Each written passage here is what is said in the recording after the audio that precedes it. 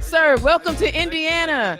Indiana's own Dana Black turned left with an exclusive interview with 2020 presidential candidate, Representative Eric Swalwell from California. Sir, welcome to Indiana. Thank you, Dana. Nice to see you again. Again, yes. Course, this is our third time meeting each other. I've seen you in Indianapolis. I've seen you here in Columbus, and nice to be back in Columbus, my wife's hometown, and with her family too. This is wonderful. Okay, let's get right to it because I know we don't have a lot of time.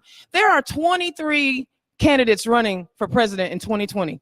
Take the time right now to explain what differentiates you from everybody else. Well, I grew up in the Midwest, and I know why people work hard and what they expect it to add up to. My parents believed that if they worked hard, I could be the first in the family to go to college.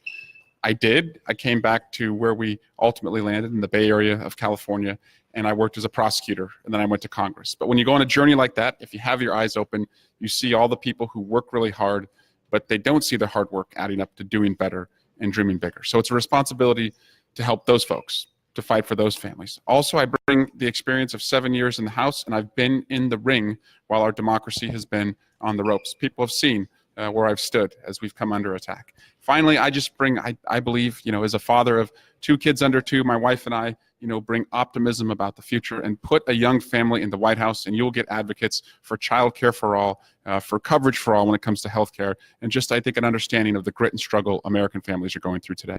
There are a lot of candidates who believe that the ultimate goal is to beat the current sitting president. I don't know if you can win an election by just talking about what you're against. Can you talk about what you are for, sir? So I'm for coverage for all. The idea that no matter who you are, regardless of your income, regardless of your employer, regardless of your luck, that you should have health care. But I also, as someone who just took my son to preschool orientation last week, I thought about something that families a generation ago didn't think about, which is whether he's going to be safe in his classroom. And I want every child in America to go to school and learn without fear. But also, when it comes to education, I've seen, being the first in the family to go to college, that it comes with a cost, and I don't want college to be associated with debt. I have a plan called a college bargain. If you do work study through college, and then you come out and serve a community in need, it adds up to a debt-free education. So that's what I'm for.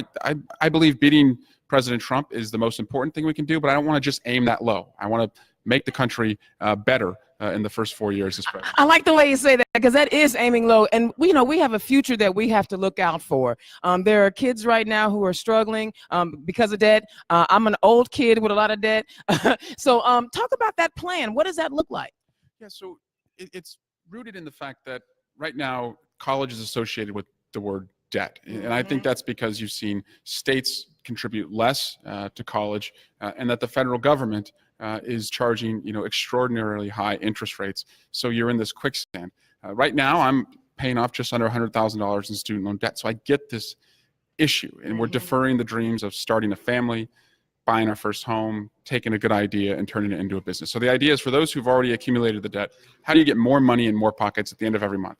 My plan brings down student loan interest rate to 0. Wow.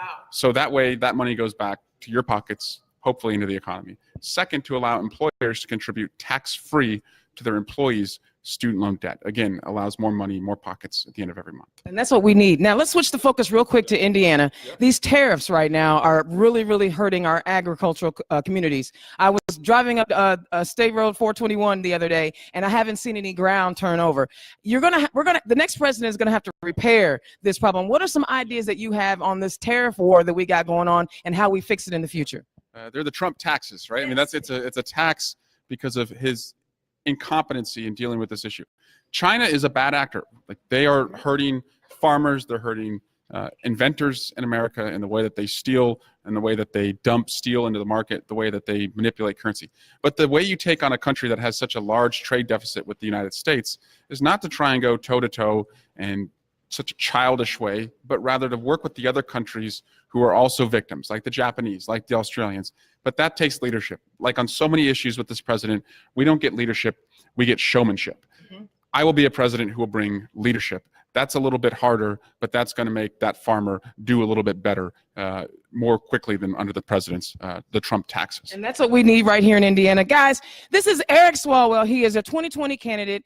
Give us your 30-second elevated speech, when you first started to run, about why Hoosiers and Americans all across the country should support your campaign.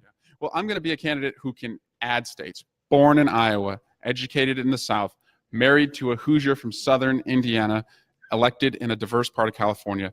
I see you, I hear you, I know how hard you work and what you want it to add up to. I will put forth policies on healthcare, education, and gun violence that are for you. Guys, I think we've heard about as much as we need to hear from this candidate today, but he's got a lot of talking to do. He's going to do his town hall. It is a pleasure. Thank you very much. This is my first presidential campaign interview, so I want to thank you so much for giving me that time. Turn left. Come to Indiana. You should all come here. You heard him say it. Challenge has been dropped. He said, everybody, come to Indiana. Indiana's own Dana Black. Turn left. Thank you so very much for tuning in. We'll talk to you guys later.